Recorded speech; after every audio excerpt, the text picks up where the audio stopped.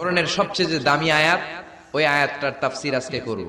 বিশ্বনবীকে জিজ্ঞেস করা হলো, আইয়ু আয়াতিন আযামু মিন কিতাবিল্লাহি ইনদাকা নবী, কোরআনের কোন আয়াতটা সবচাইতে বেশি দামি আপনি মনে করেন?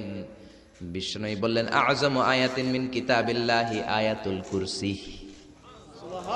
আল্লাহর কোরআনের মধ্যে ৬৬৬৬ আয়াত, কারো বর্ণনা মতে ৬৬৩৬ আয়াত, আরেক বর্ণনা মতে আরেকটা রিওয়ায়াত পাওয়া যায়। এই যতগুলো আয়াত কোরআনের মধ্যে আছে, সব চাইতে দামি আয়াতের নাম আয়াতুল কুরসি, ঠিক কি না? এতগুলো আয়াত থাকতে এটার দাম এত বাড়লো কেন? এটার এত মর্যাদাপূর্ণ আয়াত কেন? ৫টা কারণে এই আয়াতের দাম বেশি। জোরে বলেন কয়টা? ১ নম্বরে, আয়াতের মধ্যে রব্বুল আলামিন নিজের পরিচয় দিয়েছেন। একটা মাত্র আয়াত, কিন্তু এত সুন্দর করে চমৎকার করে রব্বুল আলামিন নিজের পরিচয়টা একটা আয়াতে দিয়েছেন। গোটা কোরআন তন্ন তন্ন করে তালাশ করলে আর কোন জায়গায় এত সুন্দর পরিচয় আল্লাহর পাওয়া যায় না। এখন সুবহানাল্লাহ। এজন্য এই আয়াতটার দাম এত বেশি। আবার এই আয়াতের মধ্যে রব্বুল আলামিন তাওহীদের কথা বলেছেন। কিসের কথা?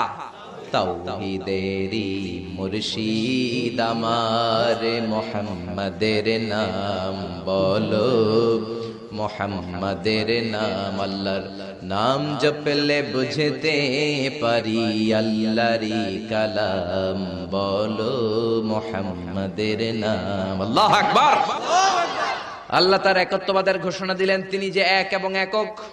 এই ঘোষণাটা আয়াতের মধ্যে আছে, এই জন্য আয়াতের মর্যাদা বাড়িয়ে দিয়েছে কে? আল্লাহ। আবার এই আয়াতের মধ্যে আল্লাহর 4টা সিফাতি নাম আছে। জোরে বলেন কয়টা? 1 নম্বরে আল হাইয়্যু, 2 নম্বরে আল কাইয়্যুম, 3 নম্বরে আল আলী, 4 নম্বরে আল আযীম। এই 4টা আল্লাহর সিফাতি নাম এই আয়াতের মধ্যে থাকার কারণে আয়াতের মর্যাদা বাড়িয়ে দিয়েছে কে? আল্লাহ। আবার এই একটা